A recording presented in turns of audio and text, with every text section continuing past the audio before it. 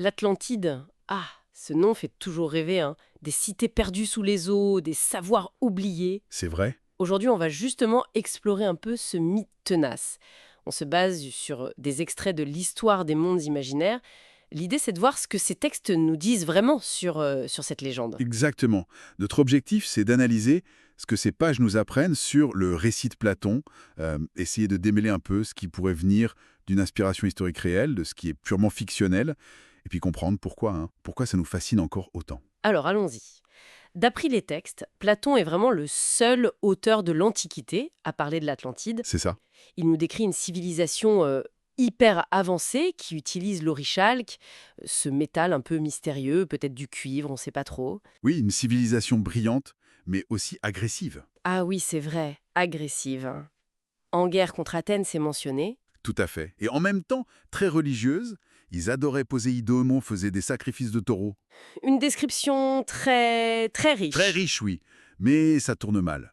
D'après Platon, leur orgueil, leur arrogance, ça finit par énerver Poséidon. Et là, c'est la catastrophe. La punition est terrible, oui. L'île entière disparaît sous l'océan en un seul jour et une seule nuit d'infortune. Des séismes, des inondations, c'est violent. Et ce qui est frappant, et que l'auteur des extraits relève, c'est que Platon, lui, il insiste pour dire que son histoire est vraie. Il le martèle même. Mais c'est là que l'analyse présentée dans nos sources commence à pointer les problèmes. Le premier gros souci, c'est la date. C'est ça. Hmm, Platon situe le cataclysme plus de 9000 ans avant Solon, ce qui nous amène il y a environ 11 460 ans par rapport à nous. voilà. Et là, on a un problème majeur, comme le soulignent très bien les textes.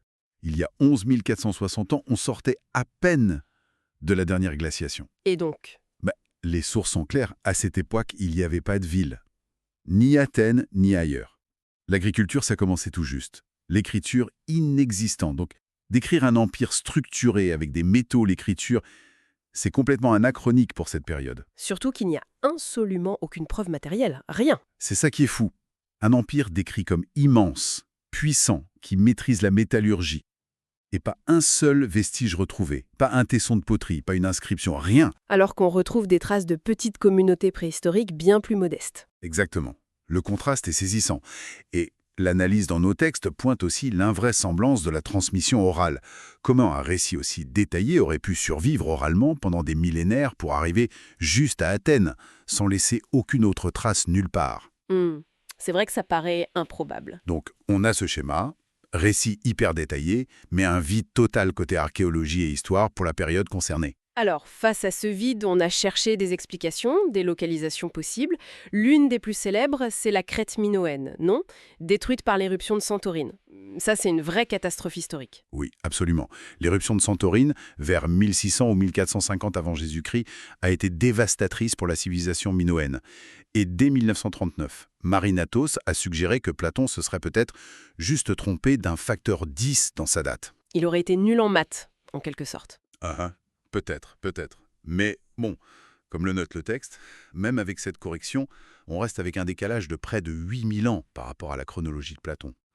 Et puis, surtout, les Grecs anciens connaissaient très bien la Crète.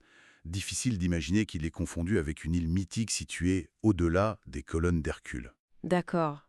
Et l'autre piste qui a fait couler beaucoup d'encre, c'est le fameux mur de Bimini aux Bahamas? Ah oui, Bimini Road, découvert en 1968. Grosse excitation à l'époque. Certains ont vraiment cru voir des ruines cyclopéennes. En plus, ça coïncidait vaguement avec une prophétie d'Edgar Cayce, un médium américain. Le prophète dormant? C'est ça. Mais là encore, la science a parlé.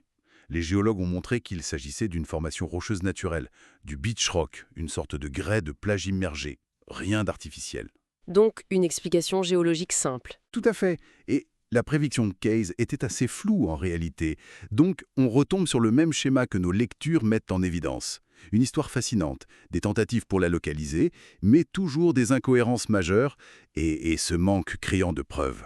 Et ce vide a laissé la place à toutes sortes de théories, parfois un peu... Un peu farfelu, oui. On a tout entendu.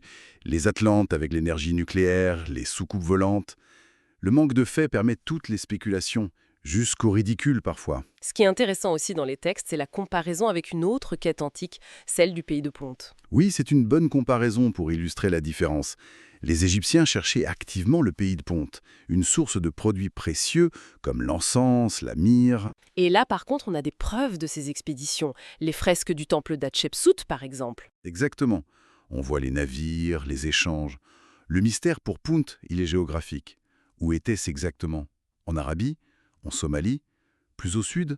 On débat, mais l'existence des voyages, elle, est documentée. Il y a une base réelle. Donc pour Punt, on a des preuves d'échange, mais un lieu incertain, pour l'Atlantide.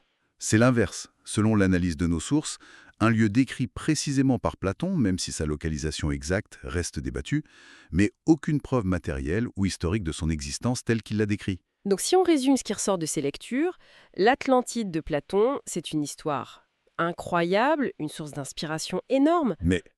Mais qui, à la lumière des connaissances actuelles et des éléments présentés, manque de fondements historiques ou archéologiques solides.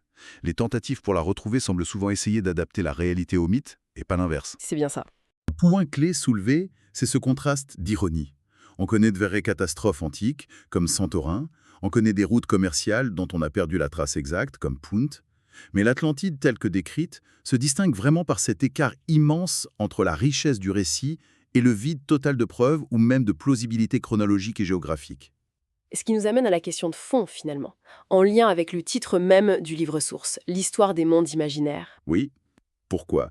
Pourquoi ces histoires de civilisations grandioses et disparues comme l'Atlantide nous captivent-elles à ce point, depuis si longtemps, même quand on voit bien le manque de preuves? Qu'est-ce que ça touche en nous? Quel besoin profond, quelle curiosité, quelle quête peut-être d'un âge d'or perdu ou d'un savoir caché? Ces mythes viennent-ils combler? Réfléchir à ça, c'est peut-être aussi passionnant que de chercher l'île elle-même.